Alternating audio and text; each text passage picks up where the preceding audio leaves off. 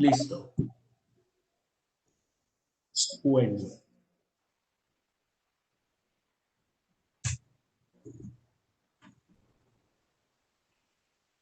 Hay unos espectadores.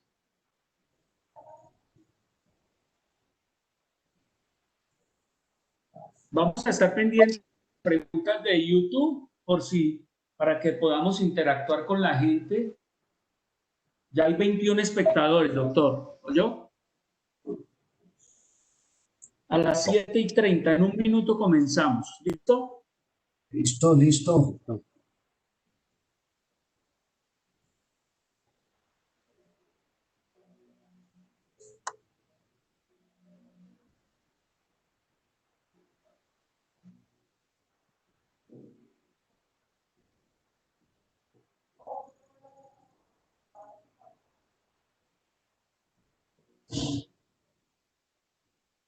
En menos de un minuto vamos a empezar. Yo creo que todo está funcionando por ahora bien. Esperemos que no nos falle la tecnología. Veo que mucha gente se está sumando a este encuentro que vamos a tener con los dos expertos.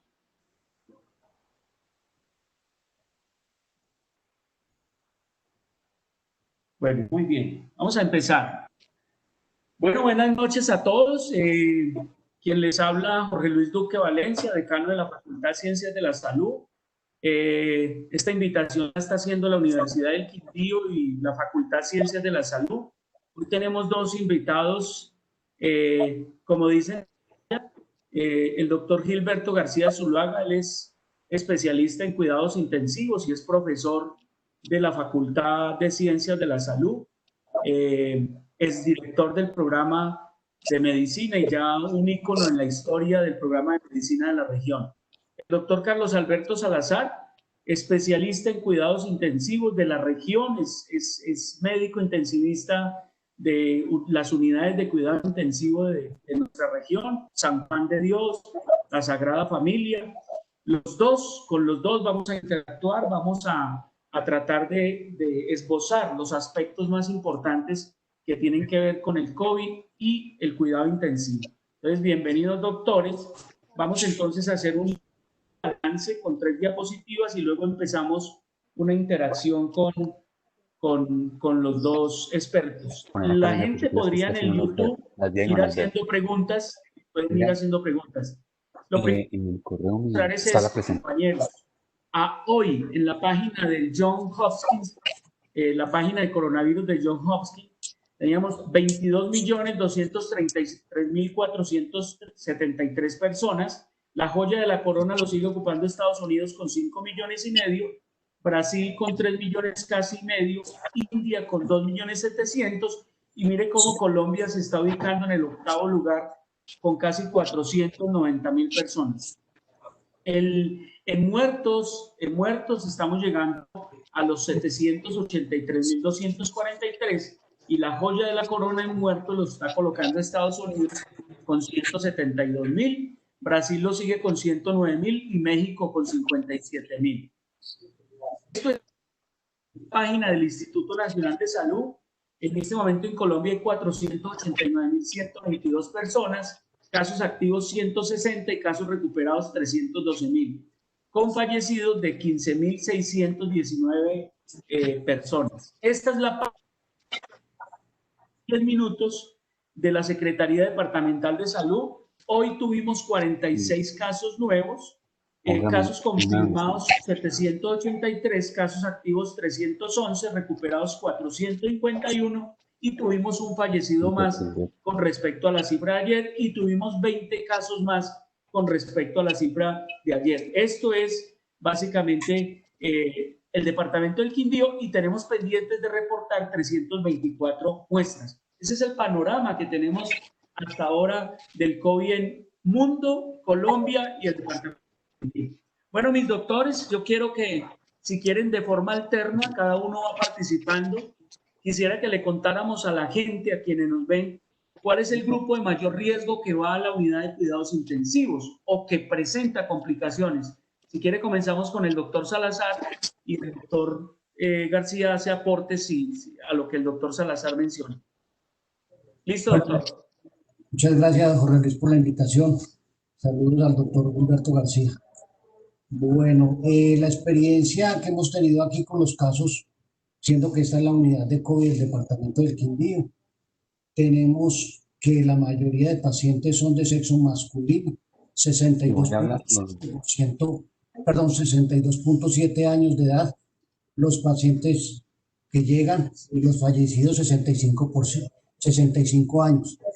Este tipo de pacientes, las comorbilidades que mayor hemos estado viendo son hipertensión arterial, obesidad, y nos llama poderosamente la atención que dentro de los cuadros de factores de riesgo como tal en el mundo hablan es de hipertensión, obesidad y diabetes.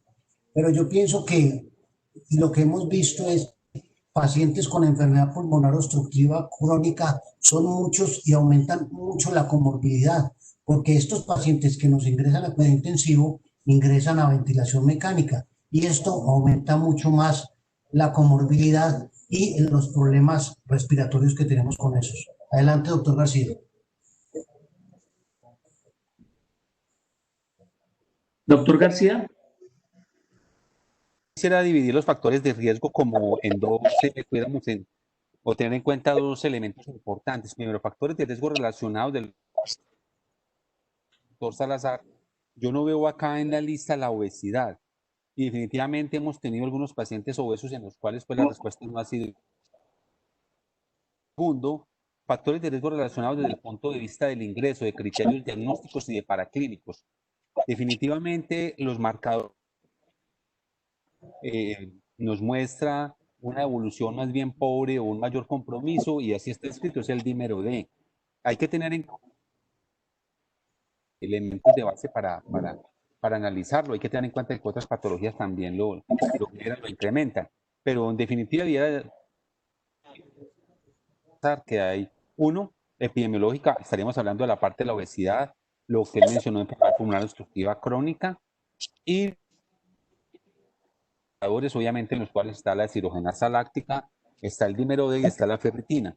Pero lo que se ha visto, el incremento del dímero D juega un papel importantísimo por aquellos estados de hipercoagulabilidad con los cuales se relaciona el mismo. Muy bien, doctores, muy bien. Perdón, un momentito. El doctor Salazar decía algo. Si quisiera hacer una anotación para concluir este punto, Jorge Luis, y para la audiencia.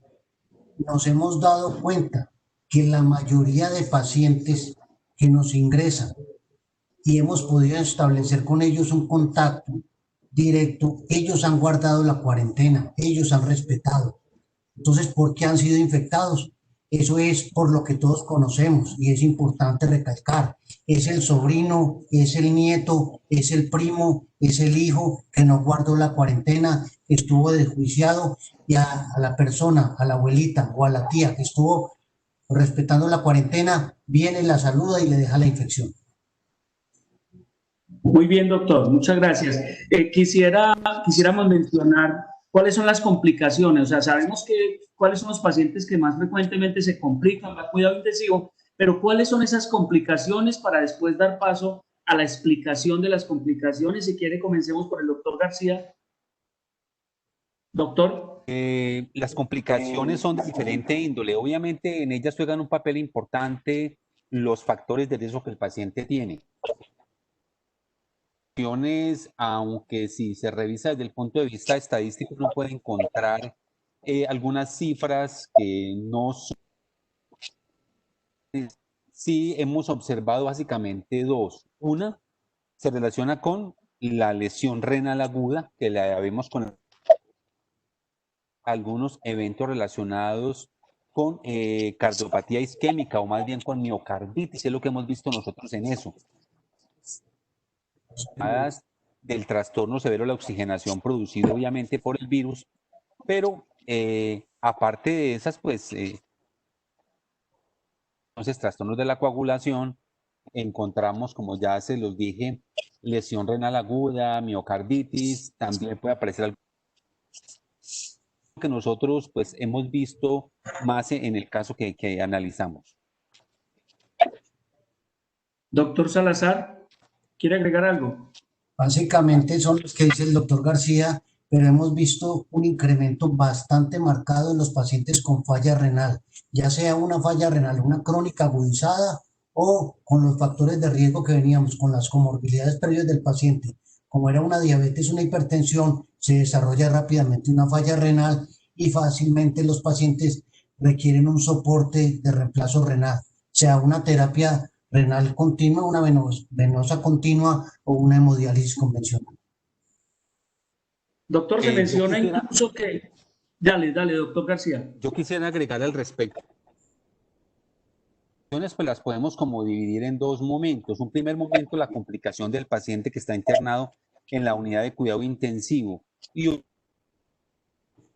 manifestación del COVID. Como es el caso, por ejemplo, hemos tenido algunos pacientes con enfermedad complicación, sencillamente no estando en UCI ingresan con una enfermedad cerebrovascular y de hecho también que ingresan como complicación relacionada, por ejemplo, con una diabetes mellitus que se puede descompensar por la misma situación. Entonces, una del virus del paciente que está en UCI y otras son complicaciones pues, derivadas en el paciente que sin que vaya a la UCI con vascular, una falla renal, una cetoacidosis diabética, aunque se precipita por acción del virus. Muy bien, doctor. Doctor Salazar, ¿quiere comentar algo de las complicaciones cardiovasculares que son tan frecuentes? Bueno, básicamente lo que hemos tenido y lo que nos da más problemas aquí son las hipotensiones sostenidas, porque recordemos que si es un paciente que está bajo sedación y relajación, son pacientes que requieren dosis altas de estos medicamentos y estos medicamentos producen una vasoplegia y son pacientes que van a hacer hipotensión y requieren soporte inotrópico. Quisiera recalcar con respecto a lo que dice el doctor García de los eventos cerebrovasculares, y esto va a la comunidad, es para explicar. La gente cree que el COVID es única y exclusivamente un problema pulmonar, ¿sí? Pero como lo decía el doctor García, tenemos evidencia y con la Universidad del Quindío y con el neurólogo se hizo también una revisión de un caso y son pacientes que debutan con un ACV isquémico, con déficit neurológico causado por un SARS-CoV-2, ¿sí? Entonces, el cuadro también puede ser neurológico y deja secuela. Y la gente en la sociedad no entiende que el cuadro neurológico también es por un COVID. Muy Yo bien, doctor. Muy bien. ¿Será que, respecto, y creo doctor que, García?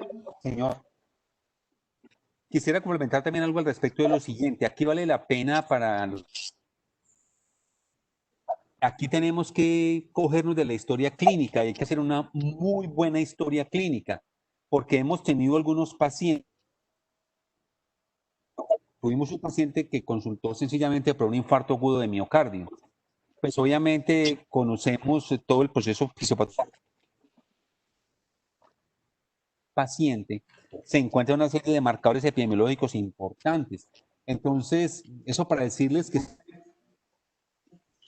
consultan son pacientes potencialmente infectantes y son pacientes a los cuales hay que estar muy atentos. De hecho, cuando se hace el criterio de ingreso a COVID, tenemos nosotros, pues por protocolo, preguntar sobre todos estos aspectos epidemiológicos, sobre la parte sintomática o no, de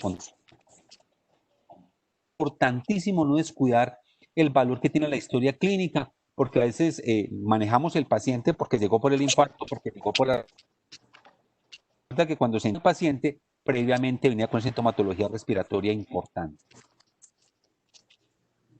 Muy bien. Doctores, no, queremos contarle a la audiencia cuál es la razón de ser de las complicaciones. O sea, ¿qué se ha invocado hasta ahora? Se menciona mucho la reacción hiperinflamatoria, se menciona mucho la tormenta citoquímica. ¿Podemos hablar algo de esto para que las dos audiencias, la de el personal sanitario, médicos y eso entiendan, y la comunidad general?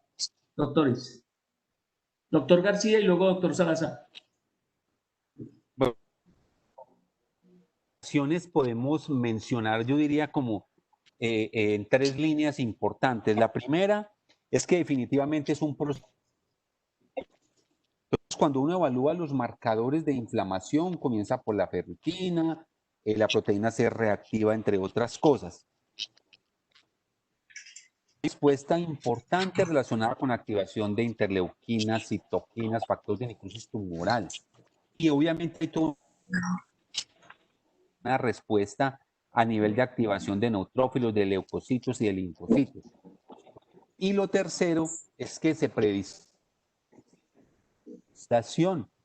víctima, obviamente, pudiéramos decirlo, de las agresiones generadas con la liberación de citoquinas del mismo virus.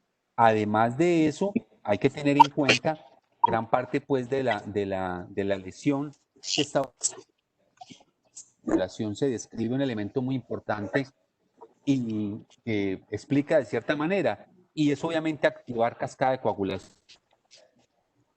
de acúmulos de glóbulos rojos, acúmulos de plaquetas en los vasos pulmonares de los pacientes con COVID. El proceso, pues, se relacionaría básicamente con toda una tormenta de citoquinas, como la acabamos de decir, con liberación de las sustancias que hemos mencionado, relacionado con el primero, y lo tercero con todo un proceso relacionado con la activación de la coagulación, que al fin y al cabo es el que nos estamos de eventos cerebrovasculares, el infarto agudo de miocardio, seguramente el compromiso renal, y no podemos olvidar también el fenómeno que hay allí que estamos discutiendo. Hay algo que no podemos olvidar, y lo mencionaba el doctor al comienzo. Pueden evolucionar por este tipo de respuesta, que podemos decir la excesiva del organismo, llevarlo a un estado de hipotensión por un fenómeno de vasopresión. Un choque viral. El choque séptico no es exclusivamente de origen bacteriano, es un choque séptico de origen viral por aumento de permeabilidad. Tenemos un encenagamiento y tenemos en estados de hipotensión que obviamente pues requiere el uso de vasopresores. No al respecto. Perfecto. Doctor Salazar, ¿quiere agregar algo? Básicamente hemos visto una correlación entre los marcadores inflamatorios y la clínica del paciente. Básicamente, nosotros aquí en el hospital tenemos afortunadamente buen apoyo del laboratorio y hacemos un seguimiento con paraclínicos y marcadores inflamatorios a nuestros pacientes y hemos visto una correlación y podemos prácticamente predecir el paciente que va a complicarse, el paciente que va a evolucionar torpidamente con la evolución de los marcadores. Y dentro de esos, el marcador que más hemos visto elevados es el dímero D, seguido por la ferritina. Y la LDH no es tanto, y dentro del cuadro hemático vemos lo que sabemos que es una leucopenia y la troponina no tan elevada, pero sí va de la mano. Marcadores con descompensación y con gravedad clínica. Al respecto, también quisiera agregar, por ahí hay un estudio en el cual se estuvo tratando de mostrar cuál es la respuesta, no solamente inmunológica, desde el punto de vista endocrino. Y es así como hemos visto pacientes, por ejemplo, que han desarrollado una cetoacidosis diabética. En algunos son diabéticos y en algunos de los casos sin ser diabéticos, esos pacientes sencillamente por un compromiso a nivel de células importante de insulinemia, y aparte de eso, pues que se convierte en una situación bastante crítica en ese tipo de pacientes, elevados de hiperglicemia, en algunos casos de hipoglicemia, pero con alguna frecuencia también vemos problemas relacionados con los incrementos que hacen parte de la famosa respuesta metabólica ante el estrés, que obviamente no podemos de ninguna manera dejar pasar de lado y tenemos que tratando de mantener cifras de glicemia en promedio entre 140 a 180 miligramos por decilitro. Esta gráfica, pues obviamente lo que estamos viendo es la respuesta a nivel individual de lo que está ocurriendo a nivel de las células, de lo que está. Aquí hay una situación y es la siguiente. quien lleva la peor parte definitivamente sigue siendo la célula. Y si el inflamatorio que hay, y durante este proceso de hipotensión sostenida, obviamente el aporte de oxígeno a los tejidos no es el mejor, y cuando la célula tiene una... ¿Qué hace? Dice por una vía anaerobia. Y aparte de eso, esa vía anaerobia le trae problemas donde le genera costos muy elevados para una producción adecuada de ATP. Necesita mucho más. Sin hablar, obviamente, de todo el proceso inflamatorio que le golpea y sin dejar de lado el estado de shock que traduce así el mitocondrial. Es en última instancia donde el problema se genera con una mayor respuesta inadecuada a esa noxa. Bien, creo que esto ya lo mencionamos, ¿no es cierto? Lo que pasa con coagulación, creo que ya los dos hicieron mención a eso. Entonces, no sé si el doctor Salazar lo quiere explicar acá para que la gente lo vea. ¿Qué es lo que está pasando con COVID, dímeros de altos, pacientes con hipercoagulabilidad, pacientes con trombosis y la necesidad de pronto de los anticoagulantes en muchos pacientes? Doctor Salazar. Es básicamente lo que decía el doctor García y es lo que vemos. Por eso a estos pacientes le hacemos profilaxis con heparinas y le hacemos vendajes compresivos y cambios de posición en la medida de lo posible. Pero tenemos que entender la fisiopatología de la enfermedad como tal, y es un síndrome, es un cuadro que produce alteración en la coagulación y fenómenos trombóticos a todo nivel, y por eso es que hay que manejar con heparinas de bajo peso molecular estos pacientes desde el principio. Eso Muy bien. nos estaría dando la explicación a por qué, como lo mencionó el doctor, ya tuvimos un caso de la manifestación como enfermedad cerebrovascular, complicaciones del paciente, no necesariamente el que esté en UCI, sino el paciente puede consultar por una complicación derivada virus que puede manifestarse por enfermedad cerebrovascular.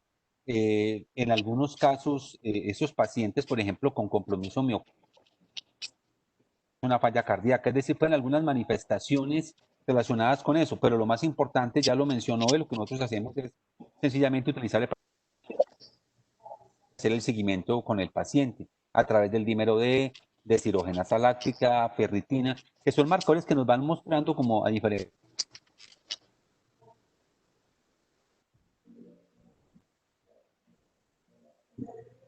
Muy bien. ¿Quieren mencionar qué tanto beneficio tienen los rayos X en estos pacientes, queridos doctores? Doctor Salazar y luego el doctor García.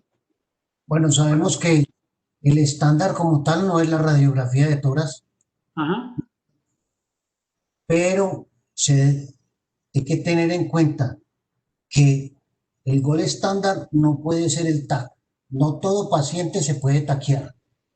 No todo paciente es de TAC de tórax. No todo paciente de consulta externa es igual a TAC de tórax. No todo paciente con una PCR positiva es igual a TAC de tórax.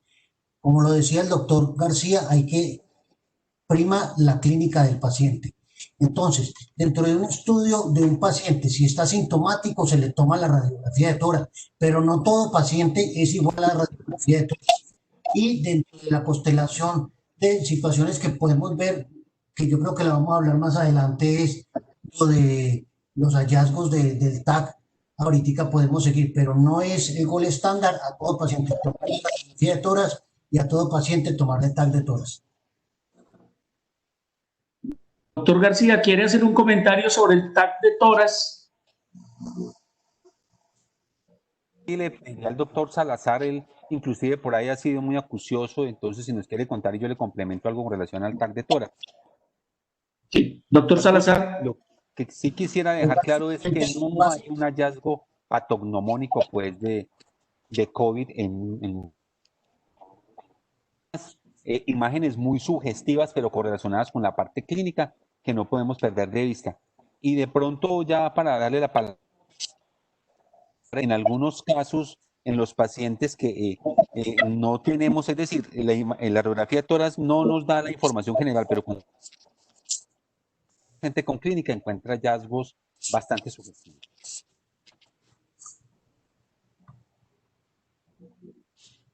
Doctor Salazar, un comentario sobre TAC de tórax, que ahí lo tenemos. Entonces son los 3, 4 patrones que se ven es el vidrio esmerilado, sí, el vidrio deslustrado, el empedrado, las consolidaciones, muy importante.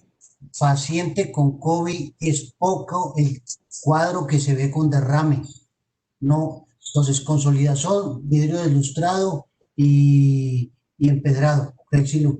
Estos son los que se ven, no se ven derrames.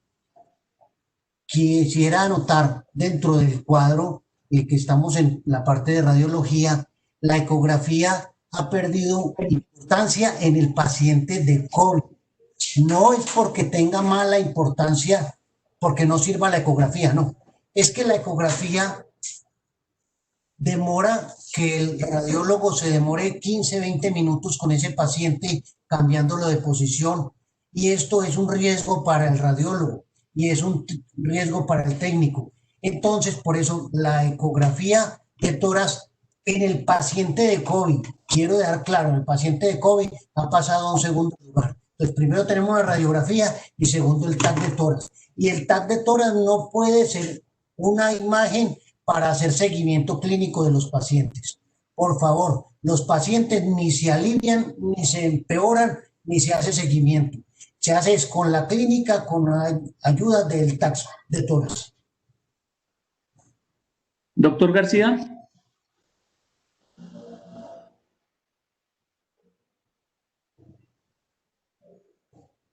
Doctor García. Sí.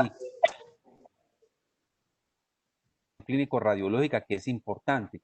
Uno puede encontrar ese TAC de tórax con imágenes que se muestran consolidaciones, como lo mencionó el doctor, pero siempre correlacionado con la clínica. No podemos perder de vista. Entonces, en esa misma no es que no le estemos dando la validez suficiente a la RX de tórax, de ninguna manera la estamos desconociendo. Solo que en algunos casos, pues uno le veo en la radiografía de tórax muchos hallazgos, pero hay clínica. Recuerden los diagnósticos epidemiológicos, clínicos y de laboratorio. Entonces, si uno tiene una serie de elementos que tienen que ver con diagnósticos epidemiológicos y diagnósticos clínicos, pues obviamente ya usted suficiente para pasarse la radiografía de tórax al TAC de tórax, pero no podemos pensar que todo paciente que ingresa con un TAC de tórax, esa no es la idea que hay que tener presente para que de pronto uno lo ve porque algunas personas dicen, bueno, entonces me hago llegar a eso porque no podemos desconocer la clínica frente a las ayudas diagnósticas. Bueno, doctores, hagamos como un recorrido rápido sobre los medicamentos y la evidencia que hay sobre medicamentos. O sea, hay muchos. Del principio se habló de liponavir, ritonavir, liponavir, se habló de acitromicina, se habló de la cloroquina, de la hidroxicloroquina, se habló del remdesivir, de la fibavir. Entonces, ¿qué tenemos como en qué evidencia de esos medicamentos y en nuestra región qué tenemos? Doctor García y luego doctor Salazar. Bueno, respecto a instaurado, a ver, iniciamos con cloroquina, hidroxicloroquina, desestimaron su uso de cierta manera, hay algunos que todavía lo retoman, y eso es como manejo de la terapia antiviral, y se ha acitromicina. La verdad no vimos una respuesta muy adecuada, 1, 2, lo que sí veíamos con toda frecuencia era que una prolongación del este tipo de pacientes. Se lograba ver obviamente como un paciente ingresaba con frecuencia cardíaca de 80, luego hacía 45. Pudiera decirles como terapia para manejo desde el punto de vista antiviral, nosotros no estamos utilizando ninguno de tonavir, remdesivir, aunque hay estudios muy buenos en este momento, nosotros no estamos haciendo uso de remdesivir, ni tampoco pues de los biológicos. Tampoco. No obstante, sí hay que partir del hecho que muchos de estos están en proceso pues realmente de estudio y que básicamente de alguna manera son como las complicaciones derivadas de lo anterior, pero no tenemos nada así en este momento aparte pues del soporte ventilatorio cuando se requiere y obviamente pues lo relacionado con las medidas de sostén del paciente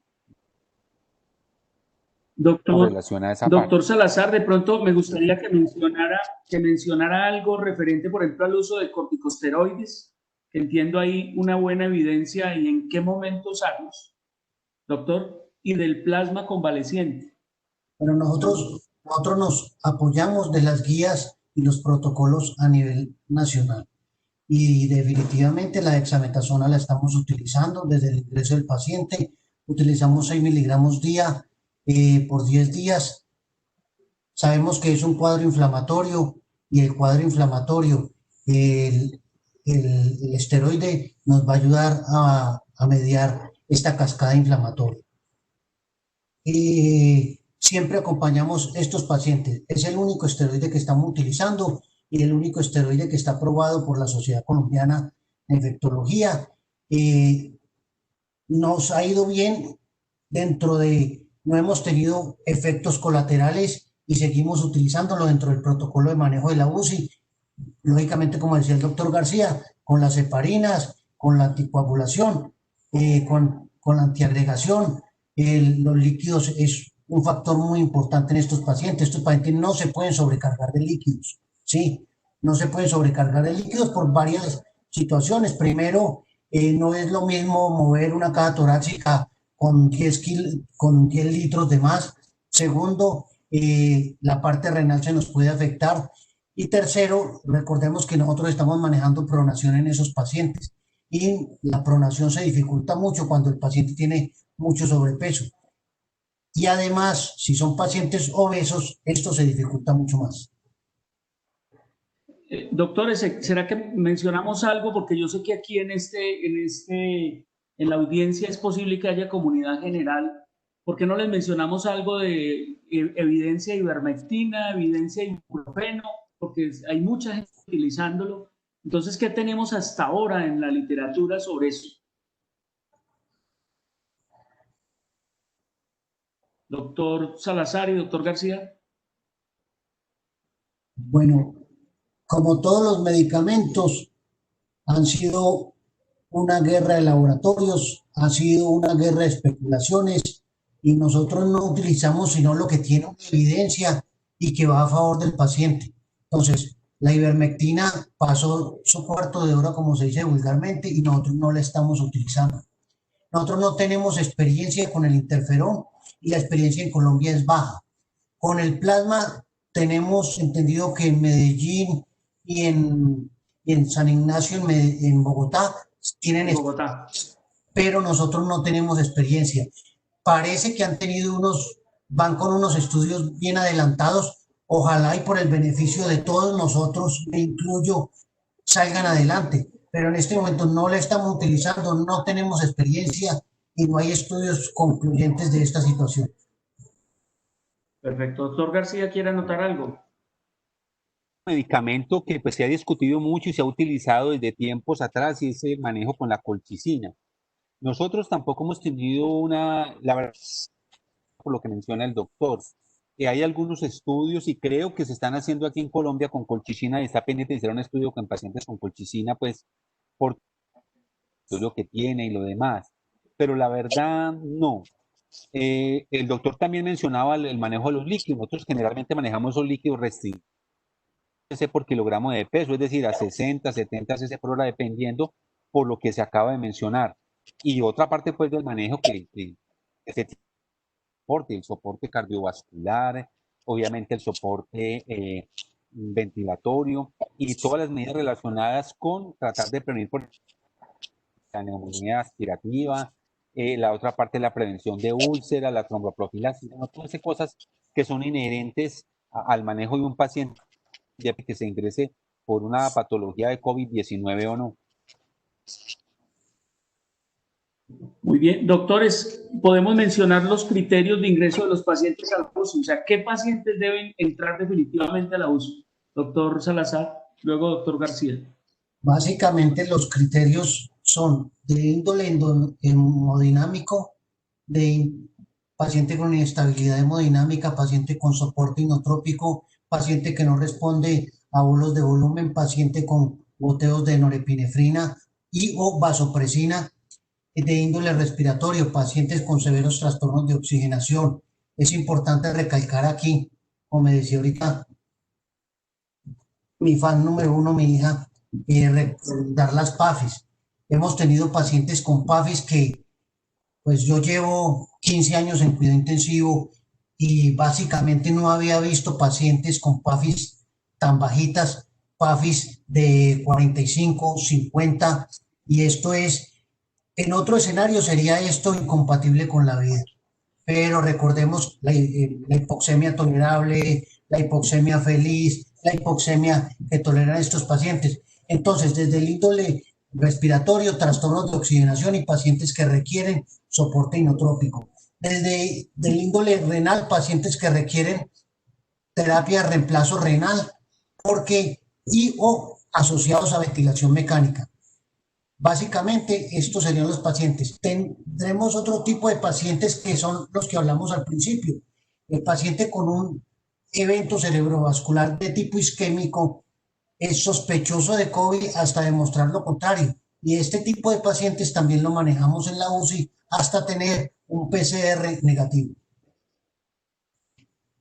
Doctor García, ¿tiene algo para agregar?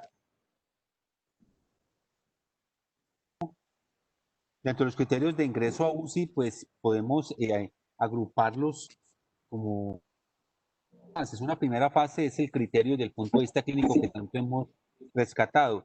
Si estamos frente a un paciente con insuficiencia respiratoria aguda, estado obviamente por aleteo nasal, está manifestado por tirajes subcostales, por uso de músculos accesorios, por un patrón respiratorio irregular. Con cianosis, pues ese es un paciente que obviamente va a requerir el uso de soporte ventilatorio. El otro punto, como el doctor lo mencionó, de la parte hemodinámica, un paciente que está inestable hemodinámicamente, que requiere soporte vasoactivo, tiene obviamente el criterio, el paciente que está en un tiene ingreso. Y ya son los criterios pues que se relacionan con la parte gasimétrica, pues nosotros nos interesa mucho lo que es la relación de la PaO2 y FiO2, que es un índice de oxigenación importante para nosotros, como veremos más adelante, en algo que nos va a indicar a nosotros como parte del manejo que se relaciona con lo que tiene que ver con la pronación. Y naturalmente, relacionan con factores de riesgo, el paciente que tenga un ECOG, el paciente de la cardiopatía, el paciente de la diabetes. Pero como la situación en la unidad, pues tratamos obviamente de tener aquel grupo de pacientes que van a requerir soporte hemodinámico, soporte respiratorio y aquellos pacientes que no severo la oxigenación. Existen unas escalas que nos ayudan de alguna manera a predecir el criterio de ingreso a UCI. Hay una escala que se llama UX2, ¿sí? Está la escala del SOFA, que nos predicen de cierta manera nosotros, hombre, qué paciente va a ir a UCI y de acuerdo a esos hallazgos, ese paciente va. Debe quedar claro que no necesariamente tenemos que tener los gases arteriales a la mano para el criterio de ingreso a UCI. Ahorita lo mencionaba el doctor, un paciente en una emergencia dialítica, pues sencillamente ese paciente, yo no necesito gases arteriales para ingresarlo a UCI. Obviamente existen criterios que aparecen como prioridad 1, prioridad 2 y que se fundamentan obviamente en análisis de variables tan importantes como los gases arteriales. Doctores, con referente a esta pregunta, han hecho 2 o 3 preguntas que complementan lo que sigue. Y básicamente es el uso de la ventilación mecánica. Ellos están preguntando que cuántos tiempos se mantiene la ventilación mecánica en los pacientes, cuándo hacer traqueostomía, por ejemplo, doctor Salazar y luego doctor García. Bueno, esta pregunta es muy interesante y tiene mucho para comentar. En términos generales, en pacientes no era COVID, más o menos esperamos 12 a 14 días para realizar una traqueostomía, para proteger las cuerdas vocales, para mantener para evitar broncoaspiraciones. En el paciente con COVID hemos sido más tolerantes por dos cosas. Primero, hemos visto que pacientes duran hasta 15, 16, 17 días en ventilación mecánica y los hemos podido extubar y han salido adelante. Dos, recordemos que si llevamos el paciente a traqueostomía es un riesgo para todo un grupo en el quirófano y para el cirujano porque es una contaminación más. No estoy diciendo que no se hace porque es un riesgo, no, sino que si podemos contener y podemos evitar hacer la traqueostomía y sacar al paciente sin traqueostomía, hemos tenido buenos resultados y nos hemos ido hasta 18 días sin ningún problema, preservando las cuerdas vocales de los pacientes y nos ha ido bien. Entonces, el tiempo nos hemos distanciado un poquitico más de los 14 días que manejamos con las traqueostomías. ¿Qué opina el doctor García? Sí, estamos de acuerdo, doctor Salazar. Cosas que también se tienen en cuenta. Ese es más o menos el promedio de unos 14, 15, tal vez 16 días. Pero no podemos olvidar que si el paciente tiene pulmonar obstructiva de base, tiene una falla cardíaca, esos factores de riesgo suman un poquitico más en términos de tiempo. Pero para el COVID en general estamos más o menos en esos días que el doctor acaba de mencionar.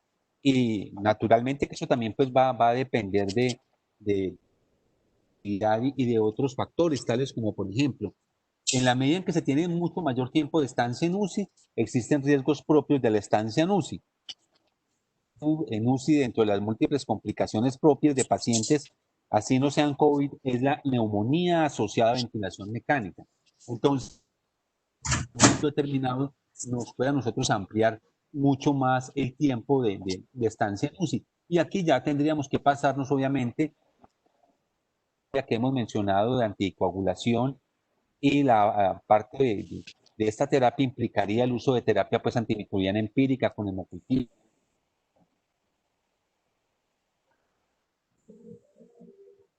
Muy bien.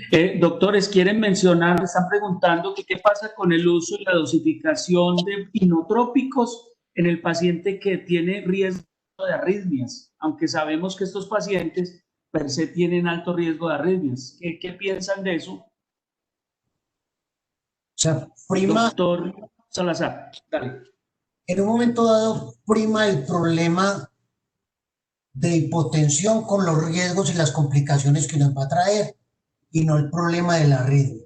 Entonces, si yo tengo un paciente con un trastorno de oxigenación conectado a una ventilación mecánica y el paciente me hace una hipotensión, yo tengo que manejar su hipotensión con retos, con bolos de volumen y después pensar en inotrópicos. Si el paciente me presenta un tipo de arritmia, cualquiera de las que todos manejamos, se puede manejar médicamente, pero esto no me puede amarrar a yo no iniciarle un inotrópico al paciente.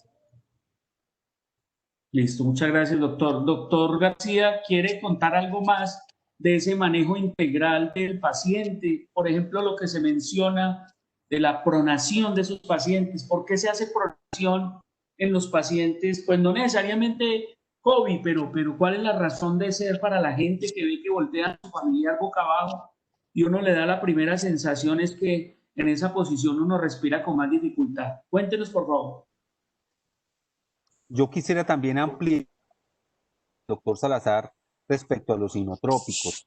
Si bien ustedes lo saben en la parte de protocolos, ahí está el Surban de sepsis, sobreviviendo a la sepsis, hay un apartado sobre COVID específicamente, y se utilizan inotrópicos del tipo norepinefrina. Uno no puede negar que produce trastornos del ritmo cardíaco, es menos arritmogénica comparada con la dopamina y comparada con otros medicamentos.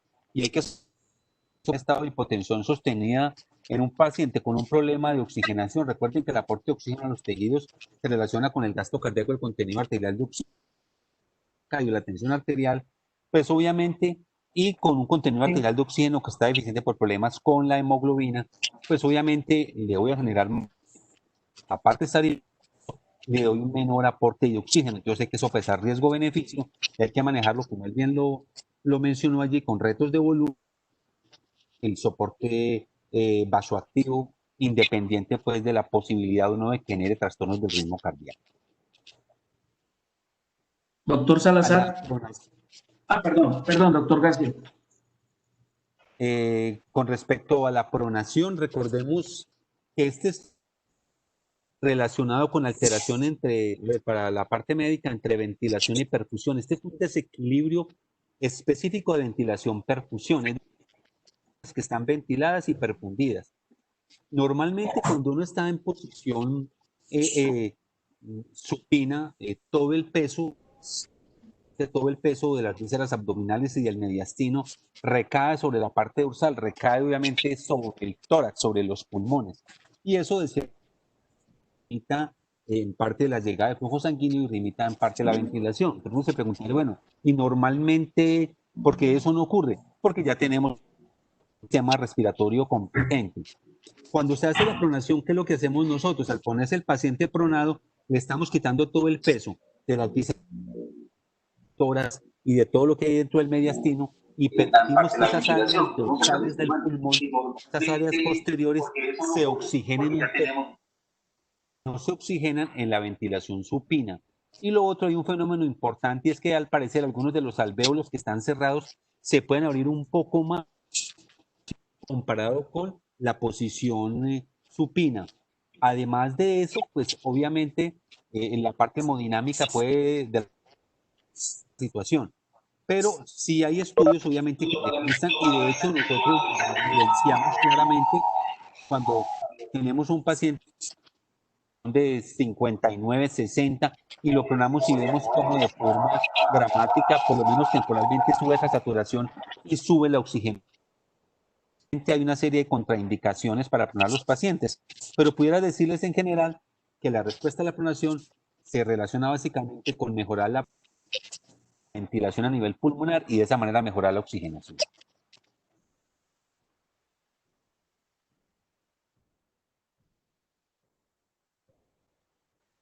No sé si el doctor Salazar quiere agregar algo al respecto, de pronto en la parte del protocolo y algunas consideraciones.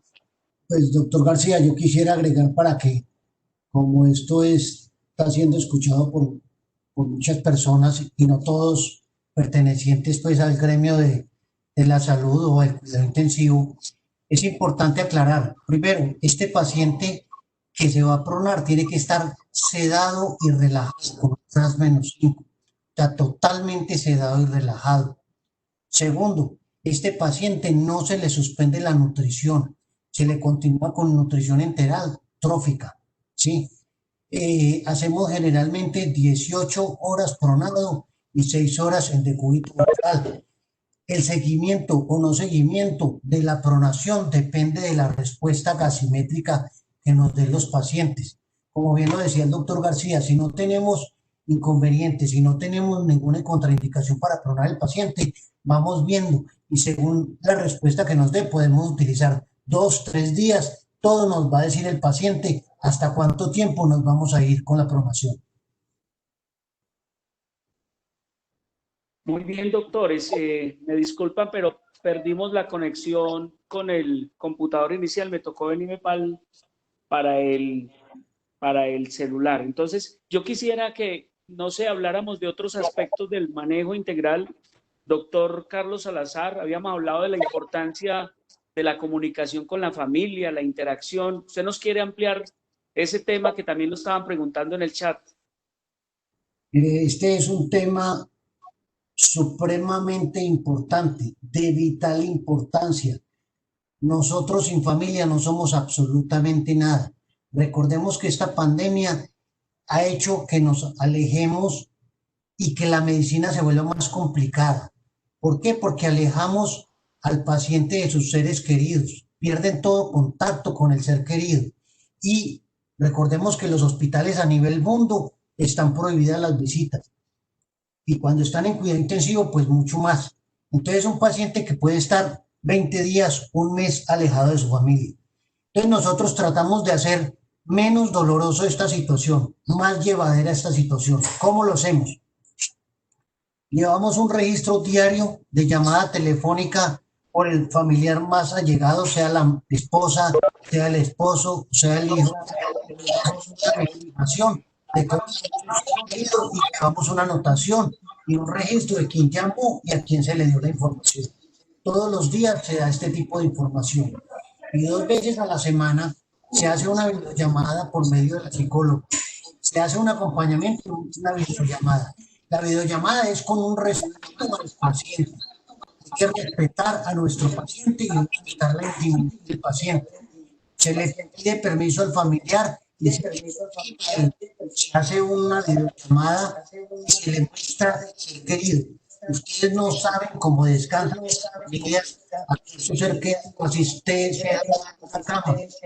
Dicen, doctor, le agradezco mucho porque lleva días sin verlo. Ellos lloran. Y en muchas ocasiones yo también he llorado con sus familias. Si a uno no le duelen los pacientes, se refiere a eso. Entonces nosotros hacemos un acompañamiento con las familias, estamos en permanente contacto con las familias y esto es muy importante y lo seguiremos haciendo para hacer menos doloroso. Y las psicólogas hacen un acompañamiento también con todo el núcleo familiar.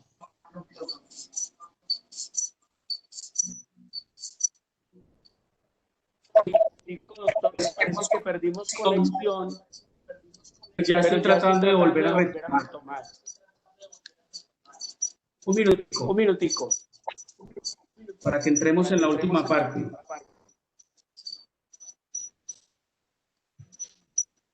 Yo creo que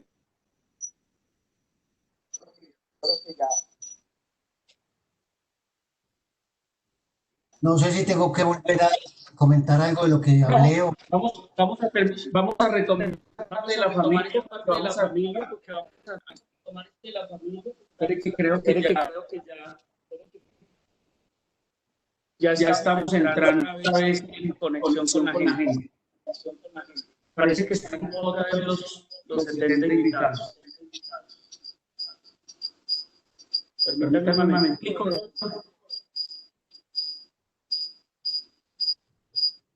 ¿Ve qué pasa acá? Que no se quiere ir en directo. No, ahí está en directo.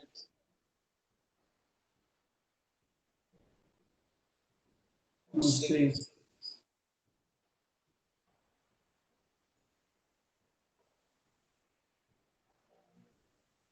Yo creo que podemos hablar, doctor. Retomamos la parte de la atención con la familia. Sí, vea, es muy importante el apoyo y el acompañamiento de las familias. Este COVID ha hecho que se distancien mucho las familias. Recordemos que en los hospitales a nivel mundial están prohibidas las visitas y cuando el paciente es de COVID también se agrava mucho más la situación y si el paciente viene a UCI, la separación es total y esta separación puede ser de 15, 20 días, un mes. Entonces nosotros diariamente hacemos una llamada telefónica con la esposa, con la persona más allegada al paciente para darle una información y llevamos un registro de esto. Igualmente, 2 veces por semana se hace una videollamada. Las familias descansan con esta videollamada, respetando el pudor del paciente, se muestra el paciente, la familia descarga todos sus sentimientos, lloran, también llora uno en ocasiones con ellos, porque esto le duele a uno, y tratamos de mantener un contacto, y con psicología se hace con el entorno familiar un acompañamiento para hacer menos difícil esta situación y esta pandemia tan horrible que nos tiene a todos perjudicados. Doctor García, ¿quiere agregar algo?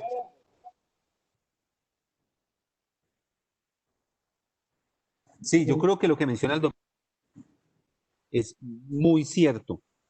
No se logran ustedes imaginar lo que representa para los pacientes el contacto con la familia,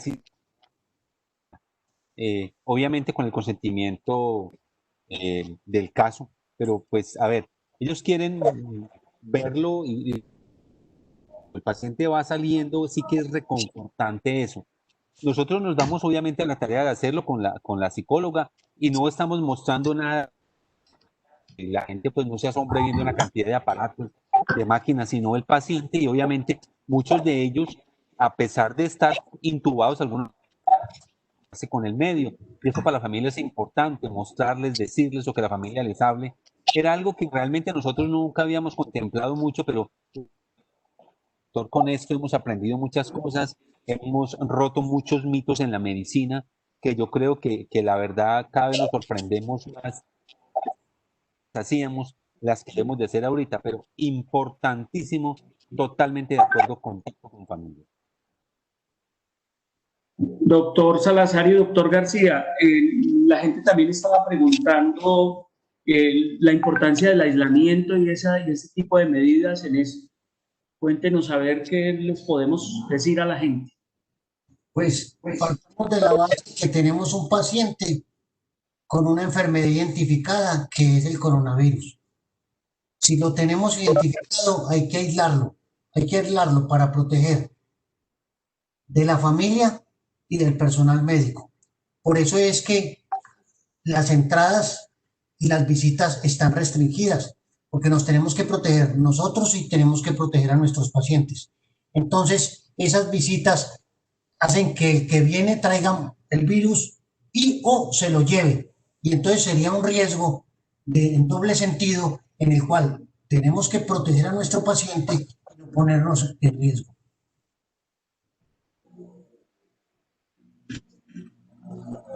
Listo. Muchas gracias, doctor. García, ¿quiere agregar algo? Lo dijo todo el doctor Salazar, la verdad es que eso sí cuesta un poco de trabajo para la familia, obviamente, en un paciente no de cuidado intensivo como todo, y desligarse de él, de por lo menos estar cerca, tal vez saludarlo, visitarlo, es una situación bastante difícil de manejar y a veces la angustia por la cual está pasando, porque la verdad no es fácil, con un agravante, y es que si desafortunadamente el desenlace es un desenlace fatal, probablemente lo va a ver entrar a la UCI seguramente y no lo va a volver, es decir, no va a tener la posibilidad de verlo salir. Listo. Doctores, quisieran hacer un cierre cada uno de unos mensajes que sean significativos para toda nuestra población, tanto sanitaria como la comunidad general. Lo que cada uno les quiera decir a la gente, porque vamos a hacer el cierre, nos quedan 4 minuticos, siendo consecuentes con el respeto del tiempo de la gente. Gracias. Yo quisiera decir varias cosas. Primero, nosotros no estamos haciendo plata manejando pacientes COVID. Segundo, nosotros lo que tratamos de hacer es solucionar problemas y colaborar atendiendo pacientes. Yo estoy corriendo un riesgo. Para mí sería mejor estar en mi casa, porque yo tengo familia. Entonces yo tengo que cuidar mi familia. Entonces yo no estoy jugando. Entonces, por favor, respeten también la profesión médica. Tercero, por favor, cuidémonos. No tenemos que estar como niños chiquitos. El gobierno con medidas de toque de queda, ley seca, guárdese, guarde distancia, tapabocas. Por favor, esto es cuestión de conciencia. Pensemos en nuestros hijos, en nuestras esposas, padres, hijos, hermanos. Por favor, distanciamiento, lavado de manos, no salir a la calle si no tienen nada que hacer. Por favor, distanciamiento, cuidémonos y estamos para servirles en el hospital. Yo quisiera pues finalizar con todas las medidas que ustedes conocen desde el punto de vista sanitario, espacios cerrados, confinamiento, evitar la cercanía. Y lo más importante es, nosotros todos los días nos enfrentamos a una situación que es nueva para nosotros desde el punto de vista patológico. A veces uno le cuesta trabajo de pronto como entender cómo hay una serie de señalamientos respecto a lo que realizamos y lo que llevamos a cabo.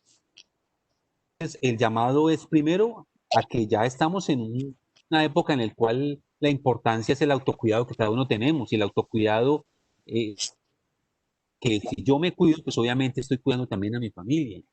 Lo segundo es que definitivamente esto no nos y nos ha cambiado muchas cosas.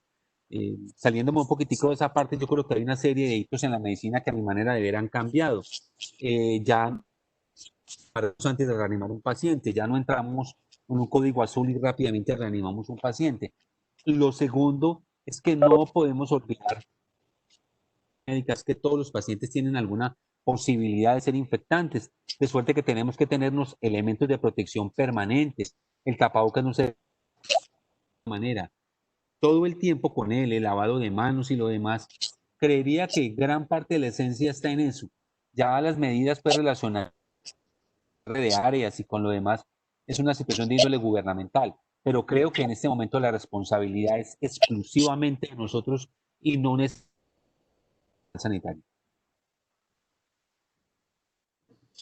Bueno, queridos doctores, yo creo que en nombre de la comunidad, de la audiencia que tuvimos, de la teleaudiencia, porque fue teleaudiencia, muchas gracias. Gracias además por todo lo que están haciendo por la región, por los pacientes, por nuestra salud. Gracias, doctor Salazar, por ese esfuerzo que hace desde la unidad de cuidado intensivo, sacar ese espacio para estar con nosotros. Y bueno, aquí hubo un pequeño corte, pero esta grabación igual la hice por sala también. Entonces estamos asegurando que de alguna manera esta última partecita le llegue a la gente también. Muchas gracias a todos y bueno, esperemos seguir aportándole a que esta crisis, el impacto que no sea tan fuerte como ha sido en otras regiones, en otros sitios. Y muchas bendiciones a ustedes que están ahí en el frente de la batalla. Muchas gracias por esta invitación y estaremos prestos a lo que se requiera. Listo, doctor García, muchas gracias. Muchísimas gracias, compañero, doctor Jorge Luis Duque, y esperamos pues seguir tratando de participar en este tipo de actividades y lo más importante pues es nuestra intención cada vez que llegamos a ver los pacientes. Muchas gracias. Feliz noche a todos, ¿no? Una hora sagradita como lo prometimos. Muchas gracias. Feliz noche. Bueno, feliz noche. Doctor Salazar, buen turno. Gracias, doctor García, que esté muy bien. Buen turno, doctor.